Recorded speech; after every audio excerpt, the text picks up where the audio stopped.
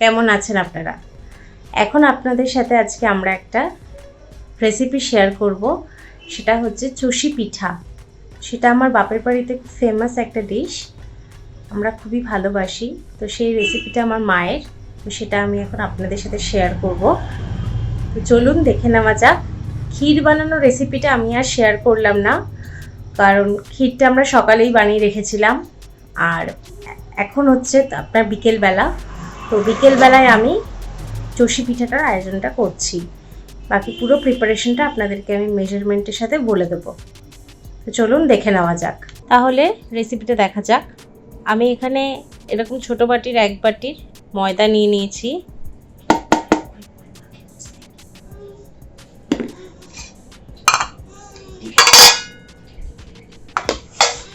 এটা হচ্ছে ঘরে বানানো ক্ষীর, সেই ক্ষীরটা এর মধ্যে দিয়ে দেব। 4 চামচের মতন দিলাম, পরে লাগলে আবার নেওয়া যাবে। এখন এটা মেখে নিই।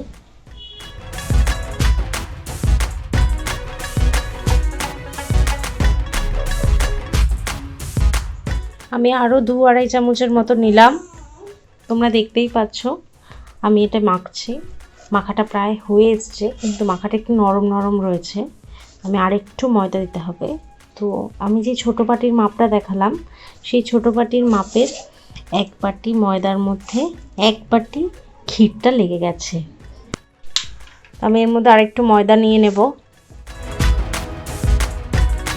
আমি এখানে 4 টেবিল চামচের মতন ময়দা দিলাম। ওই জিনিসটাকে আরেকবার মেখে নিই।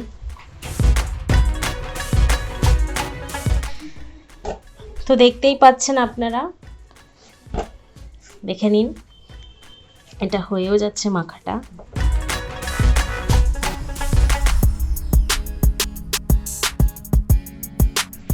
এটা তো হয়েই গেছে। এবার আমি এটা একটু গুছিয়ে নিয়ে পাক দেওয়ার সময় আপনাদের সাথে আবার দেখাচ্ছি পাক দেওয়াটা কিভাবে দিতে হবে। এখন আমরা চষিটা বানাবো, তো সেটা আপনারা দেখে নিন। যতটা ছোট পারবেন তত ছোটটা করে নেবেন, নিয়ে একটা একটা পাক দিয়ে ছেড়ে দেবেন, যতটা ছোট সম্ভব হয়। ঠিক আছে, এরকমভাবে একটা করে পাক দিয়ে ছেড়ে দেবেন।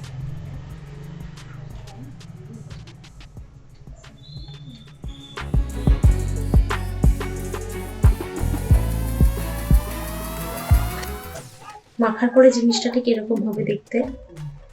তারপরে আমরা এইটার মধ্যে এভাবে সব রেডি করবো। ঠিক আছে,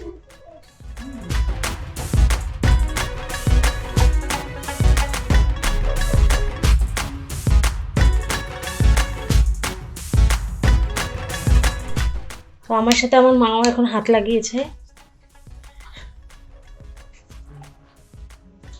তাড়াতাড়ি হয়ে যাবে ব্যাপারটা।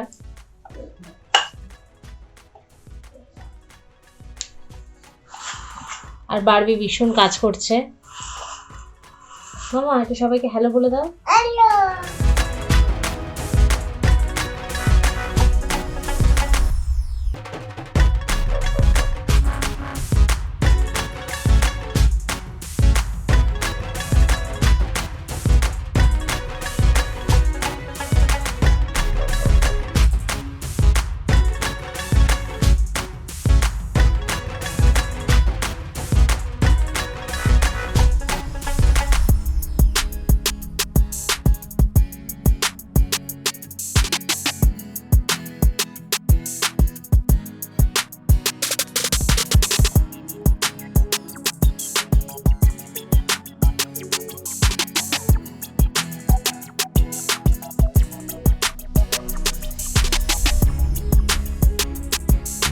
আপনারা দেখতেই পাচ্ছেন এগুলো সব গুছিয়ে রেখেছি। এখানে 200 গ্রাম বাতাসা, 200 মিশ্রি, এলাচ গুঁড়ো, আর হচ্ছে এই চষিটা পাকানো হয়ে গেছে পুরোটাই।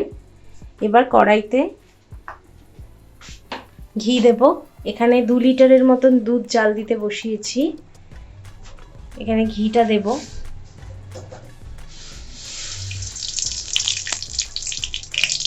এবার এগুলো ভাজতে হবে।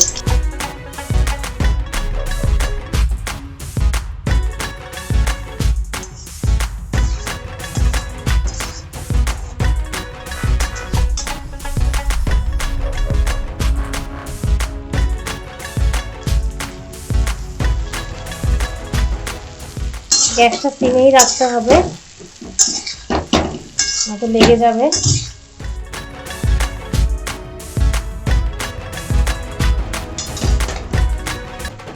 এদিকে দুধটাও জাল হচ্ছে।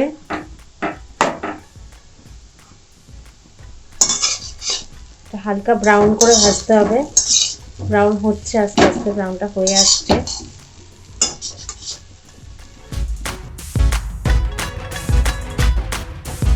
এবার দুধের মধ্যে এই বাতাসা আর মিশ্রিগুলো দিয়ে দেবো, কারণ দুধটা ফুটে গেছে।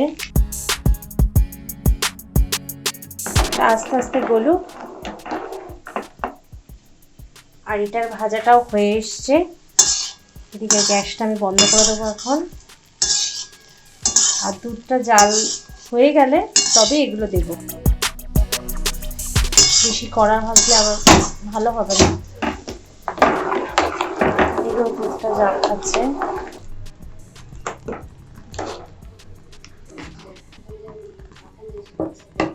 এইবার দেখুন এটা ভেসে উঠেছে চষিগুলো সব, তার মানে এবার কমপ্লিট। এবার আমরা এর মধ্যে এলাচ গুঁড়োটা দিয়ে দেব।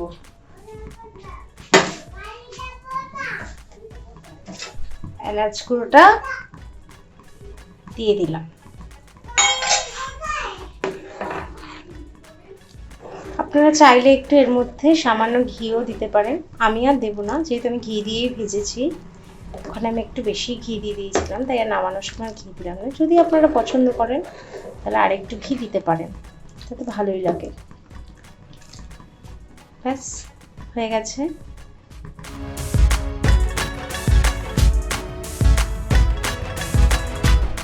এটা আমি এবার সার্ভ করে ফেলবো।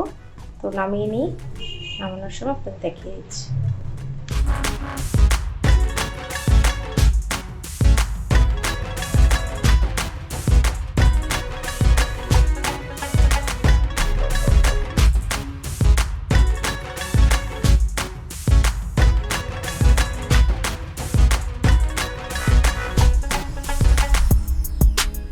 কেমন লাগলো তো জানাবেন রেসিপিটা। যদি ভিডিওটা ভালো লেগে থাকে তাহলে লাইক, শেয়ার অ্যান্ড সাবস্ক্রাইব করতে ভুলবেন না। আর কমেন্ট করে জানাবেন যে কেমন লাগলো ভিডিওটা, আর বাড়িতে আপনারা ট্রাই করবেন। চলুন, গুড নাইট।